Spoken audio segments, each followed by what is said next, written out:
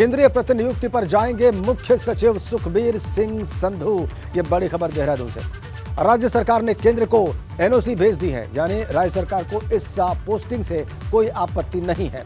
अभी फिलहाल उत्तराखंड के मुख्य सचिव हैं सुखबीर सिंह संधू। पहले भी केंद्रीय प्रतिनियुक्ति पर रह चुके हैं सुखबीर सिंह संधू। इससे पहले एनएचएआई के चेयरमैन रह चुके हैं संधू। एचआरडी मंत्रालय में अपर सचिव और संयुक्त सचिव भी रहे हैं और प्रधानमंत्री कार्यालय में अन्य महत्वपूर्ण पोस्टिंग मिलने के कयास अब लगाए जा रहे हैं। बड़ी खबर, सेंट्रल डेपुटेशन केंद्रीय प्रतिनियुक्ति पर भेजे जा रहे हैं उत्तराखंड के मुख्य सचिव सुखबीर सिंह संधू। इसके लिए एनओसी दे दी है राज्य सरकार ने। इससे पहले भी केंद्रीय नियुक्तियों में रहे हैं, एनएचएआई के चेयरमैन रहे हैं, एचआरडी मिनिस्ट्री में रहे हैं। अजित सिंह राठी हमारे उत्तराखंड ब्यूरो चीफ इस वक्त हमारे साथ जुड़ गए हैं। अजित, अगली पोस्टिंग क्या हो सकती है, क्या सूचना मिल रही है आपको? राजन, देखिए, चूंकि अभी इस समय मुख्य सचिव हैं सुखबीर सिंह संधू और एक शानदार ट्रैक रिकॉर्ड के मालिक हैं और पंजाब में प्रकाश सिंह बादल के मुख्यमंत्री रहते हुए उनके सचिव का 3 साल का कार्यकाल और उसके बाद यहाँ खंडूड़ी, बहुगुणा और हरीश रावत सभी मुख्यमंत्रियों के प्रमुख सचिव और तमाम महत्वपूर्ण पद निभाने के बाद फिर एनएचएआई के चेयरमैन और एचआरडी मिनिस्ट्री में संयुक्त सचिव और अपर सचिव और फिर यहाँ पर मुख्य सचिव। चूंकि स्पेशल टास्क पर इनको उस समय भेजा गया था, जब आपको याद होगा जब पुष्कर सिंह धामी ने मुख्यमंत्री पद की शपथ ली थी। और आपको ये भी याद होगा कि मुख्यमंत्री ने 4 तारीख को शपथ ली थी, 4 जुलाई को, और 5 जुलाई को वहां से प्रधानमंत्री ने या जो भी एक जिम्मेदार जो सक्षम अथॉरिटी होते हैं उन्होंने यहाँ उत्तराखंड के लिए इनको रवाना कर दिया था। तो अब पिछले 4-5 दिन पहली बात है, क्योंकि ये इनकी इच्छा थी तो यहाँ से एनओसी चली गई है और ये केंद्रीय प्रतिनियुक्ति पर जाने का इनका रास्ता साफ हो गया है।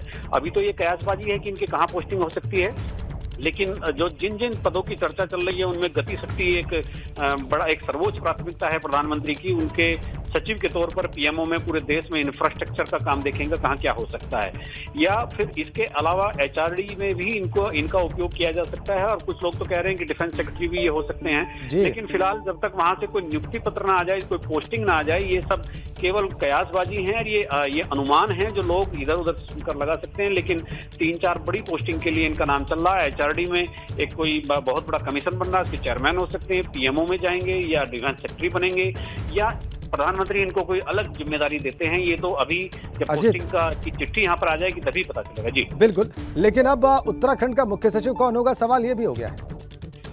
बिल्कुल राजन, चूंकि मुख्य सचिव की कुर्सी खाली होगी तो इनका दावेदार कौन होगा, तो एकमात्र राधा रतूड़ी जो इनकी बैचमेट भी हैं तो वही मुख्य सचिव की सबसे प्रबल दावेदार होंगी। चूंकि 1988 बैच के सुखबीर सिंह संधू जब वहां पर जाएंगे तो 1988 बैच की एक ही आईएएस अफसर राधा रतूड़ी यहाँ पर उत्तराखंड में होंगी। और फिर चूंकि उसके बाद 4 साल बाद जूनियर फिर आनंद वर्धन है और 2 साल जूनियर मनीषा पंवार है। और इसके अलावा चूंकि सीनियरिटी का अगर क्रम देखते हैं तो राधा रतूड़ी का दावा सबसे ज्यादा मजबूत लग रहा है। तो इनके जाने के बाद, संधू के जाने, केंद्रीय प्रतिनियुक्ति पर जाने के बाद राधा रतूड़ी को चीफ सेक्रेटरी की कुर्सी मिल सकती है। और अगर ऐसा होता है तो वो प्रदेश की पहली महिला मुख्य सचिव होंगी। तो अभी तक कोई महिला मुख्य सचिव यहाँ पर नहीं रही है। जी बहुत धन्यवाद आपका अजित, आपने विस्तार से बहुत सारी जानकारी हमारे दर्शकों को दी।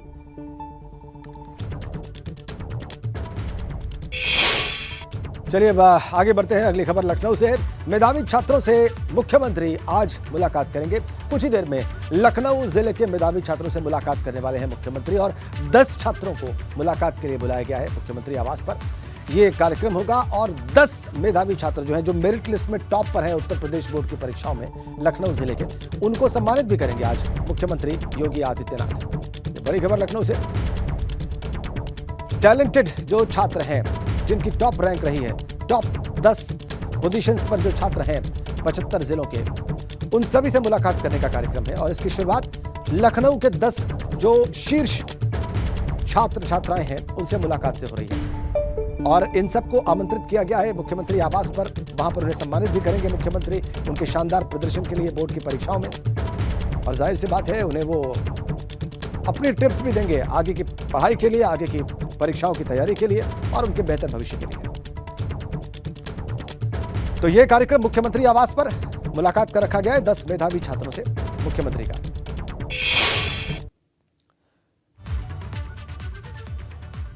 स्वाति गौतम, देखिए, सरस्वती विद्या मंदिर इंदिरानगर की छात्र हैं। भुवी सिंह, लखनऊ पब्लिक कॉलेज राजाजीपुरम की।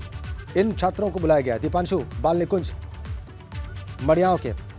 ऐसे ही प्रज्ञा यादव सरस्वती विद्या मंदिर इंदिरा नगर से। और आपको बताएं कि Anya Yadav the of public inter college Faizullaganj से। सीताक्षी वाजपेयी ये बीकेटी से हैं, ये भी मुलाकात करेंगे मुख्यमंत्री से। अंकित कुमार देश भारती पब्लिक स्कूल से हैं राजाजीपुरम के, ये भी मुख्यमंत्री से मुलाकात करेंगे। और शुभम यादव भी उन 10 मेधावी छात्रों में से है जिन्हें आज मुलाकात का अवसर मिल रहा है। अभय कुमार लखनऊ पब्लिक कॉलेज से हैं और अनुष्का द्विवेदी लखनऊ पब्लिक कॉलेज राजाजीपुरम से। ये वो छात्र हैं, उनके नाम हमने आपकी स्क्रीन पर रखे हैं, जो आज मुख्यमंत्री से मुलाकात करने के लिए मुख्यमंत्री आवास पर पहुंच रहे हैं। सीधा आपको अब लखनऊ ही लिए चलते हैं और अनुभव शुक्ला हमें और ज्यादा जानकारियां देने के लिए बिल्कुल तैयार है। लखनऊ से इस वक्त सीधा कनेक्ट है। अनुभव, ये जो नाम अभी हमने अपने दर्शकों को बताए 10 मेधावी छात्रों के, क्या ये 10वीं में या 12वीं में या दोनों के ही छात्र छात्राएं हैं जो आज मुख्यमंत्री से मुलाकात करने वाले हैं? देखिए, ये जो छात्र हैं ये 12वीं यानी इंटरमीडिएट के छात्र हैं और जो लखनऊ जनपद के मेधावी हैं उनको आज बुलाया गया है। मुख्यमंत्री ने, हम कहें तो कल मुरादाबाद जब वो थे तो उन्होंने इसकी शुरुआत की और जो मेधावी छात्र हैं खासतौर से यूपी बोर्ड के, उनसे अब संवाद का कार्यक्रम है।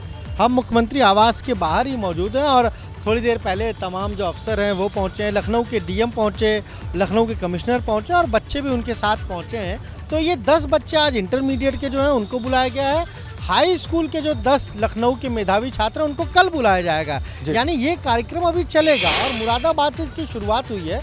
मुख्यमंत्री इन मेधावी छात्रों के साथ संवाद कर रहे हैं और कहीं ना कहीं जो सफलता उन्हें मिली है उसको लेकर उनको बधाई दे रहे हैं। भविष्य के बेहतर भविष्य की कामना तो कर ही रहे हैं, पर ये भी उनसे बातचीत कर रहे हैं कि आखिर आगे उन्हें क्या करना है, किस तरीके से सरकार उनकी मदद कर सकती है। क्योंकि आपको याद होगा राजन, जब योगी 1 का कार्यकाल भी हमने देखा और सरकार ने एक नई स्कीम शुरू की, जो भी मेधावी उस जिले में होता था उसके घर की सड़क का नाम उसके नाम से रखा जाता था। तो ये शुरुआत तो पहले ही की हुई थी। अब मुख्यमंत्री ने सीधा संवाद छात्रों के साथ शुरू किया और आप सोचिए, जब मुख्यमंत्री मेधावी छात्रों को मुख्यमंत्री आवास में बुलाएंगे, उनसे बातचीत करेंगे, तो कितना कॉन्फिडेंस बच्चों के भीतर भी आएगा और कहीं ना कहीं बेहतर भविष्य की जो बात हम कह रहे हैं या हम मुख्यमंत्री कह रहे हैं, तो उससे उनको बहुत फ़ायदा होगा और मोटिवेशन मिलेगा।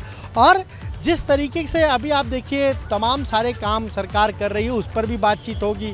मुख्यमंत्री छात्रों से पूछें, उन्होंने कल भी बातचीत की कि भाई क्या और आपको लग रहा है कि कैसे और चीज़ों को बेहतर किया जाए, क्योंकि इंटरमीडिएट के छात्रों को आज बुलाया गया। और ये देखिए, अब जब मुख्यमंत्री अलग अलग ज़िलों में जाएंगे तो उनका इसी तरीके से मेधावी छात्रों के साथ ये संवाद का कार्यक्रम हर ज़िले में होगा।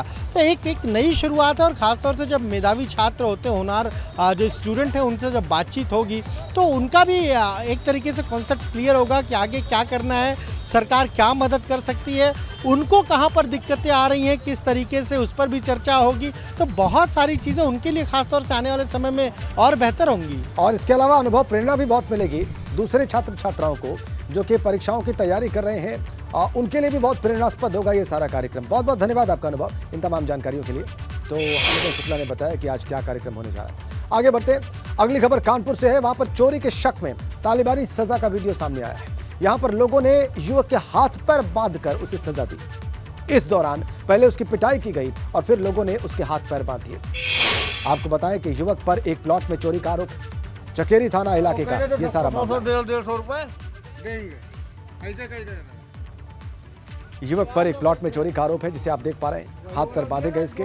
चकेरी थाना इलाके का सारा मामला कानपुर का विषय है और तालिबानी सजा कैसे दी गई ये भी आप देख लीजिए। पब्लिक ने ये सजा सुनाई क्योंकि इस पर चोरी का आरोप है। पब्लिक को ये लगता है कि ये युवक चोर है और इसीलिए उन्होंने इस अंदाज में, इस तालिबानी अंदाज में कानून को खुद हाथ में ले लिया। चकेरी थाना इलाके का मामला।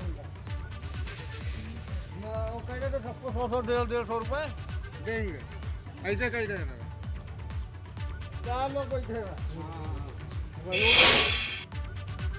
और इधर उत्तर प्रदेश में बदमाशों के खिलाफ प्रशासन का ऑपरेशन एनकाउंटर जारी है। यहां के बुलंदशहर और हापुड़ में फिर से मुठभेड़ के दौरान बदमाश पकड़े गए।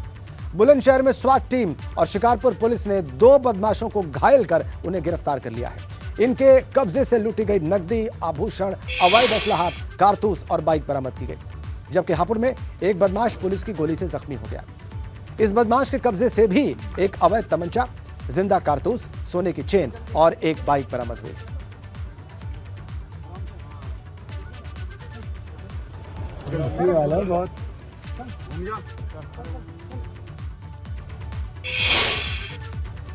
अगली बड़ी खबर उन्नाव से है। सोशल मीडिया पर युवक का पिस्तौल लहराते फोटो वायरल हो गया है। मुस्लिम युवक खुद को साक्षी महाराज का प्रतिनिधि बता रहा है। बड़ी खबर है, सफीपुर विधानसभा का प्रतिनिधि बता रहा है यह युवक। तस्वीर वायरल होने के बाद पुलिस ने कार्रवाई की बात कही। ये बड़ी खबर उन्नाव से। देखिए आप, पिस्तौल लहराते यही पिक्चर, यही तस्वीर वायरल हो चुकी है। और ये युवक जो आपको तस्वीर में दिखाई दे रहा है, ये सांसद साक्षी महाराज का प्रतिनिधि बता रहा है खुद को। अब पुलिस इस पर कार्रवाई की बात कह रही है। बड़ी खबर उन्नाव से। सोशल मीडिया पर यही तस्वीर वायरल है। साफ आप देख सकते हैं इस युवक के हाथों में पिस्तौल को। और यह मुस्लिम युवक खुद को बीजेपी एमपी साक्षी महाराज का प्रतिनिधि बता रहा है। पुलिस अब जाकर कार्रवाई की बात कह रही है।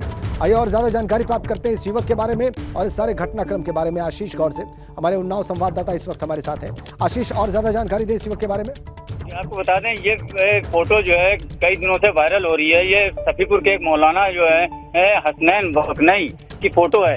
ये अपने आप को जो उन्नाव सांसद हैं साक्षी महाराज, इनका प्रतिनिधि जो है सफीपुर का अपना प्रतिनिधि बताते हैं। इनके हाथ में एक पिस्टल लेके इनकी फोटो वायरल हो रही है। इस फोटो वायरल होने के बाद जो है पुलिस हरकत में आती है और इनकी तलाश शुरू कर देती है। जी, अभी पुलिस की तलाश पूरी हुई है नहीं आशीष?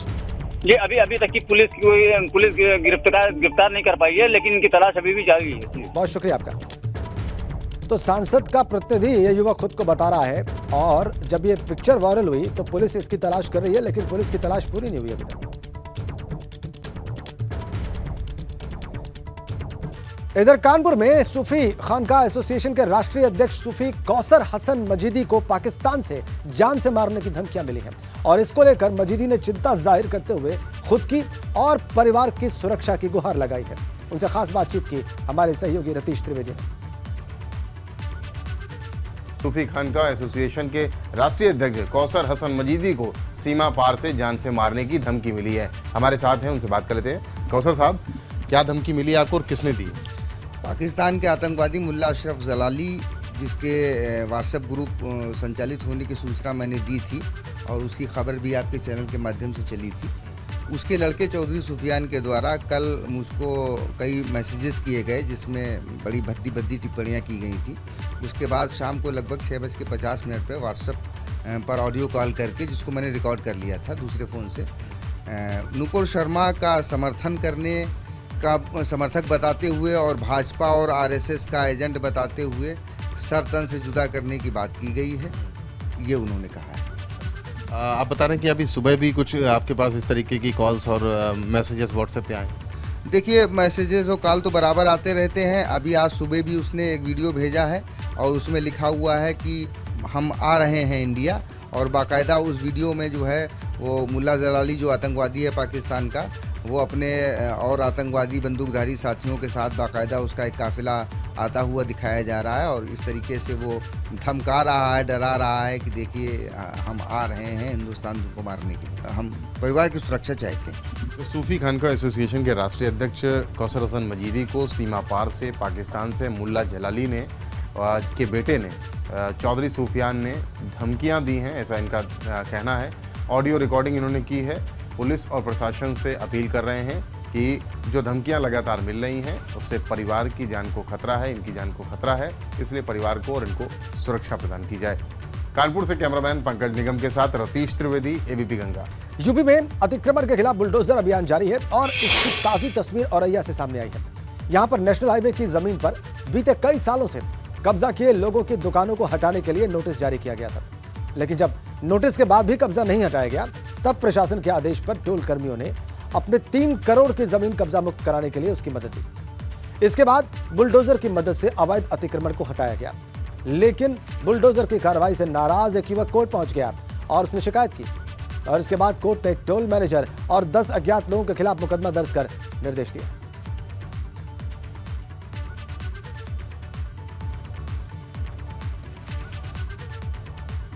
तीन तस्वीरें अतिक्रमण पर बुलडोजर चलने की और कोर्ट के पास जाने की नाराज डिवीजन के समक्ष 156(3) CRPC का प्रार्थना पत्र प्रस्तुत किया, जिस पे हमारे तर्कों को सुनने के बाद माननीय न्यायालय ने टोल प्लाजा के DGM श्री सतवीर सिंह और 10-12 अज्ञात लोगों के विरुद्ध मुकदमा पंजीकृत समुचित धाराओं में मुकदमा पंजीकृत करने का आदेश संबंधित थाना पुलिस को दिया है। पूरा जमीन का पैसा दे चुके हैं और अभी तक उनका अतिक्रमण नहीं हटाया गया है जब तक। लेकिन नाला भी मेरा भी बना बीच में रुका हुआ है, नाले की वजह से पानी भरा होता है ना, इधर भी नाला बीच में रुका हुआ, उधर भी रुका हुआ है और इटावा की तरफ भी। नाला बनाने के लिए होदी को तोड़ना बहुत जरूरी था, लेकिन वो तोड़ी तो मेरे खिलाफ मुकदमा लिखवा दिया गया। इसमें मेरा कोई दोस्त तो है नहीं, वहाँ पर प्रशासन पूरा मौजूद था। और अब तस्वीर देखते हैं बुलंदशहर की, जहां पर अपराधियों में कानून का खौफ इतना है कि वो खुद ही सरेंडर करने थाने पहुंच रहे हैं। तस्वीरें सिकंदराबाद थाने की हैं, जहां पर गले में तख्ती डालकर 307 के 2 आरोपी पहुंचे। इनका नाम अतीक और शाहरुख है। इन पर कई मामले दर्ज थे। तख्ती पर इन्होंने लिखा है कि हम अपराध की दुनिया को छोड़कर मुख्यधारा में आना चाहते हैं। और आपको बताएं कि इन दोनों आरोपियों ने एक युवक पर जानलेवा हमला किया था, जिसके बाद दबिश देने गई पुलिस की टीम पर भी आरोपी पक्ष ने हमला कर दिया। थाने में दोनों आरोपियों ने सरेंडर कर दिया।